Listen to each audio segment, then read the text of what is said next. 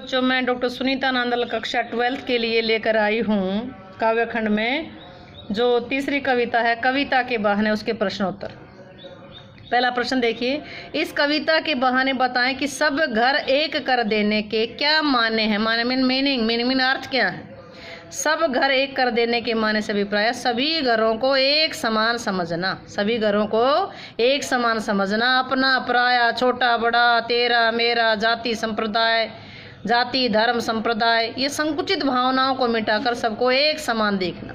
समाज में छोटे बच्चे का मन बड़ा कोमल होता है, उसे किसी से भेदभाव, किसी से ईर्ष्या द्वेष नहीं होता, इसलिए वह अपने सभी साथियों के साथ खेलने के लिए सभी घरों में जाता है। वह सारी संकीर्णताओं को मिटा करके सभी घरों को एक समान कर देता है। उड़ने और खिलने का कविता से क्या संबंध बनता है। कविता में उड़ने का संबंध चिड़िया से है, पर जब चिड़िया से भी बढ़कर कविता वह चिड़िया से भी बढ़कर कविता के उन भावों से है जो काल की सीमा को भी लांघ करके स्वयं को प्रकट कर देते हैं। अतीत के भाव यदि वर्तमान तक पहुंचते हैं तो वे भविष्य में भी जाएंगे। चिड़िया की उड़ने की तो सीमित क्षमता है, पर कविता की क्षमता तो असीम है। खिलने का संबंध फूल से है, उसकी सुंदरता उसकी मधुर गंध से है। कविता में विद्यमान होने वाले सुंदर भाव और गुणों को प्रकट करता है कि फूल तो कुछ समय के लिए खिलता, अपना रूप रंग प्रकट करता है, गंध फैलाता है। कविता तो युग युगांतर तक अपनी गुणों रूपी सुगंध को फैलाने की क्षमता रखती है। कवि ने प्रतीकात्मकता के प्रयोग से उड़ने और खिलने को अति व्यापकता प्रदान की है। वे तो शाश्वत गुणों के व्यक्त करने वाले वाहक बन गए। नेक्स्ट प्रश्न देखिए, कविता और बच्चे को समांतर रखने के क्या कारण हो सकते हैं। कोई बच्चा इस सृष्टि में आकर के इंसान की युगों पुरानी सभ्यता को वर्तमान में स्थापित करता है। युगों से हमारे पूर्वज जिन जिन जीवन मूल्यों की स्थापना की है, उन्हें अगली पीढ़ी तक पहुंचाने के लिए वो तत्पर होता है। पुराने मूल्यों में वर्तमान का यथार्थ जोड़ता है, भविष्य की ओर बढ़ जाता है। कविता भी ऐसा ही करती है, एक पीढ़ी के गुण दूसरी पीढ़ी तक पीढ़ी तक पहुंचाती है। कविता युगों पुराने भावों को वर्तमान के माध्यम से भविष्य की ओर लेकर आगे गति करती है। कोई भी बच्चा खेलते कूदते समय स्थान स्थिति का ध्यान ना रखते हुए अपने भावों को व्यक्त कर देता है, और कवि भी अपनी कविता के माध्यम से ऐसा ही करता है।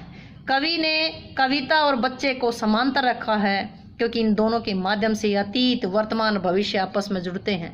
बच्चे भी, जो आज के बच्चे हैं, कल के युवा होंगे, बच्चे भी खेलते समय किसी की परवाह नहीं करते। वह कवि भी हर प्रकार में अपने अच्छे बुरे भावों को कविता के माध्यम से व्यक्त कर देते हैं। नेक्स्ट देखिए, कविता के संदर्भ में बिना मुरझाए महकने के माने क्या होते हैं। कविता के माध्यम से कवि के मधुर भाव व्यक्त होते हैं जो अपने समय और समाज को सुगंध प्रदान करते हैं। उन भावों का प्रभाव क्षणिक नहीं होता, वे चिरस्थायी होते हैं। वे युग युगांतर तक मानव सभ्यता को प्रभावित करते हैं। शाश्वत मूल्य तो मानव के लिए हर काल में संजीवनी बूटी का काम करते हैं। कविता में छिपे हुए श्रेष्ठ भाव और मूल्य तो बिना मुरझाए सदा महकते रहते हैं।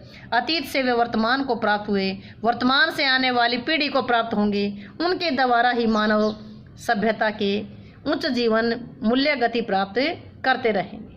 नेक्स्ट देखिए, भाषा को सहूलियत से बरतने का क्या मतलब है।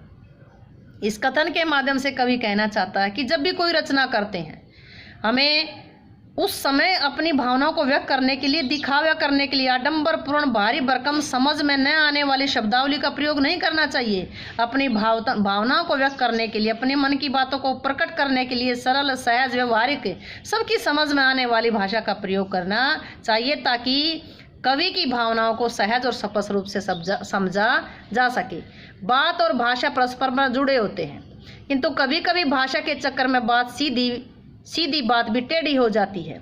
जब हम किसी बात को कहना चाहते हैं तो उसके लिए उन्हें उचित शब्दों का चयन करना पड़ता है जिससे हमारी बात उस व्यक्ति तक स्पष्ट रूप से पहुंच जाए और वह हमारी बात कहने का मतलब भी समझ जाए। कई बार बात सीधी भी टेढ़ी हो जाती है। जैसे हमने किसी को मारना नहीं, हम कहते हैं कि मारो मत छोड़ो, सुनने वाला उसे मार देगा। हमें कहना चाहिए कि मारो मत छोड़ो। इस प्रकार सीधी बात भी टेढ़ी हो जाती है। निम्नलिखित जो विशेषताएं दी गई हैं, बिंब और मुहावरों का मिलान करें। नेक्स्ट, बात कथ्य के लिए नीचे दी गई विशेषताओं को उचित बिंबों मुहावरों से मिलान करें। बात की चूड़ी मर जाना, मतलब चूड़ी मर गई तो प्रभाव खत्म होगा, तो बात का प्रभावशील हो प्रभावहीन हो जाना। बात की पेंच खोलना, बात को पेंच खोलना मतलब पूरी तरह से खोल कर देख लेना, बात को सहज और स्पष्ट करना।